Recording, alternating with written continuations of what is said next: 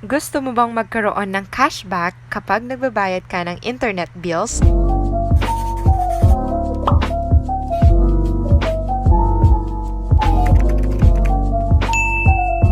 Hey guys! So welcome back to my channel. I am your Millennial Filipina. See ya! For those who are new to my channel, welcome to the Millennial World and Millennial Family. Kung napadaan ka lang dito sa ating channel, by the way, I am Sia Cardino, a Kapampangan content creator, and my channel is all about finance, education, travel, tutorials, and anything about millennial life. If you want to know more about millennial life, mag-subscribe na kayo and be part of our growing millennial family. For today's content guys, ayan tuturuan ko kayo ng hack, hindi naman hack, kumbaga para masulit nyo yung pagbayad ng PLDT internet nyo using your Shopee account. So gusto kong i-share sa inyo, lalong-lalo na sa mga nagbabayad ng bills nila dyan. So gamitin nyo na lang yung Shopee para pambayad ng bills para may bumalik na coins sa inyo. Yes! Alam naman natin tayong mga adults, gusto natin itong mga cashback na to, di ba? Okay, Millennial Fam, go na tayo sa tutorial. Step 1, open your Shopee account at ito po yung makikita nyo sa home page. Mismong sa home page, makikita nyo yung loads, bills, and services. I-click nyo po iyon. After clicking loads, bills, and e-services, heto na po yung makikita nyo and then click landline and internet. Then, piliin mo kung ano yung biller mo dyan. Kung Bayantel ka, i-click mo. Kung PLDT ka, i-click mo. Kung Converge ka, i-click mo. Yan, marami tayong mga internet billers dyan. So, in my case, ako ay PLDT. So, I will click PLDT. Then, ito po yung mga information na i-input ninyo. Account number. If meron kayong telephone number, i-input nyo sa identifier. Then, yung amount. So, ganito yung tip ko guys. Para masulit nyo talaga yung mga vouchers from Shopee and then magkakaroon kayo ng mga cashback, i-divide nyo sa dalawa ang bill ninyo.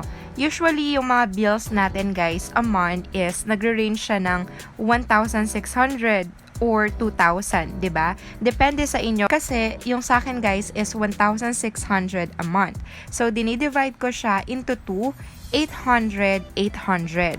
Para makuha ko yung 160 coins from Shopee.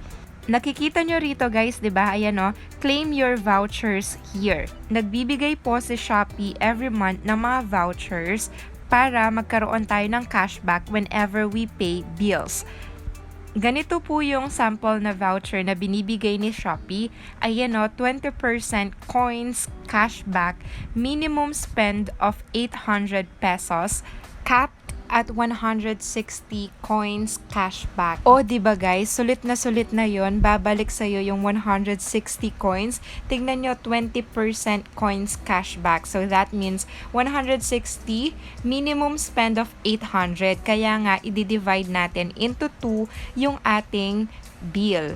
Kasi kung magbabayad ka ng isahan lang, kahit isahan yan, kahit 1,600 yung binayad mo, 20% pa rin yung coins cashback and cap lang siya into 160 pesos. Kaya yung hack dyan, para doble yung cashback, chop mo yung total bill mo into 2. Heto yung mga terms and conditions guys. Ito valid na lang to ng Feb 25 ngayon. Then abang-abang na lang kayo ng mga vouchers ni Shopee kasi next month magkakaroon na naman yan. And limited quantities lang to ha guys. Kapag nakita nyo na meron ng voucher, kunin nyo na agad yung voucher, claim nyo na and then magbayad na kayo ng worth 800.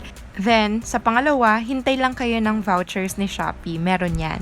Pwede ba yun? I-chop-chop ang payment sa internet? Marahil nagtataka kayo guys, ako rin nung una, no? Pwede ba yun? Pwedeng i-chop-chop yung payment, so hindi ako mapakali baka may mangyari sa account ko, ganyan. So tumawag ako sa PLDT 171 customer service sa bill department nila and then inano ko yung concern, sabi nila, oo, pwede naman i-chop-chop yung payment. Tinanong ko rin kahit hindi ko pa due date, pwede ba yung advance payment? Kasi nga gusto kong ma-enjoy yung cashback ni Shopee. Sabi nila, okay lang daw kasi yung advance payment natin ay mapupunta sa balance natin. Then, mababawas na lang yan kapag magbabayad na tayo for the next month. You know guys, baka hindi kayo maniwala sa akin. Tignan nyo naman yung balance ko, merong 855 dyan. Kasi nga nagbayad ako ng 800 lang muna para ma-enjoy ko yung voucher. Nagka-cashback ako ng 80 pesos kasi nga 10% lang yung pa-voucher ni Shopee. Pwede na rin yung 80 pesos guys, 'di ba? Bawas na yun sa total bill natin and pwedeng ipang Jollibee yun through Shopee. Kung gusto nyo makita yung Jollibee Tipid hacks ko sa Shopee, ipanoorin nyo lang to guys. For Pldt user guys, ayan may reminder tayo, payments made beyond 8 p.m. will be posted the next day. Past due and disconnected account can still be accepted. Duplicate transaction details for this biller will be accepted or allowed after 24 hours. So, for example, ngayon, nagbayad ka ng 800 pesos. Palipasin mo muna yung 24 hours bago ka magbayad sa second half ng total bill mo. Please double check your account number. Iwas pagkakamali kasi you will be responsible for contacting the biller for any mistakes.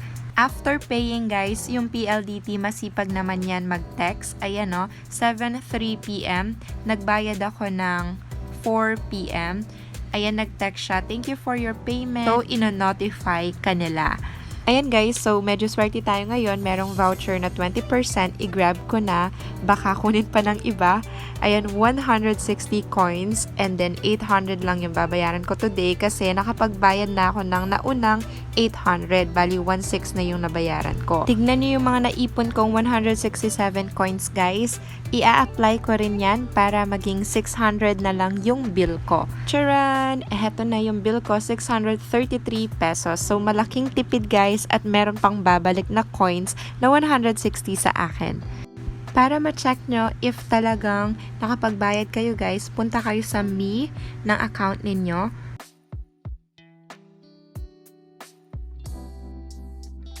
Then, makikita nyo yung my orders. I-click nyo yung to receive. Please confirm if order received.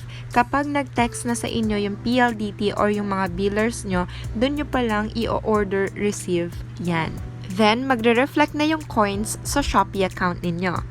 Then, kung gusto nyo makita yung resibo, i-click nyo lang yung download my receipt. Then, makikita ninyo ang inyong resibo and successful ito. Last note guys, through Shopee Pay po ang pagbabayad.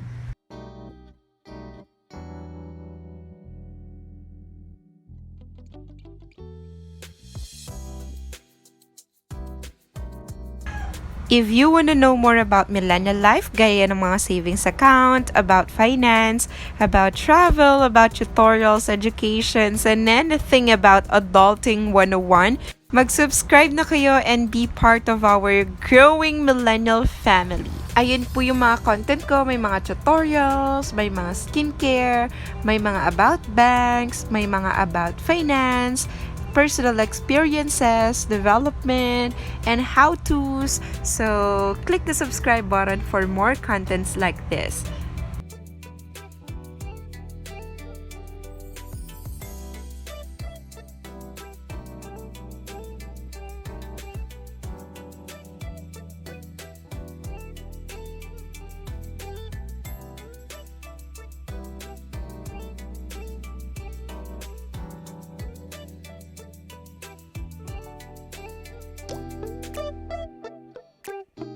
Thank you so much, Ma'am Catherine Taguam, our comment of the day.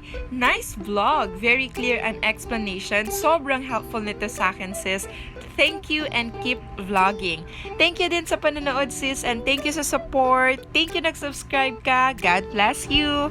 And happy 13,000 Millennial Family! Lumalaki na yung pamilya natin. Maraming salamat po sa tiwala at sa suporta. Mag-iingat kayo palagi and stay safe, sane, and strong this quarantine. Thank you guys and love lots!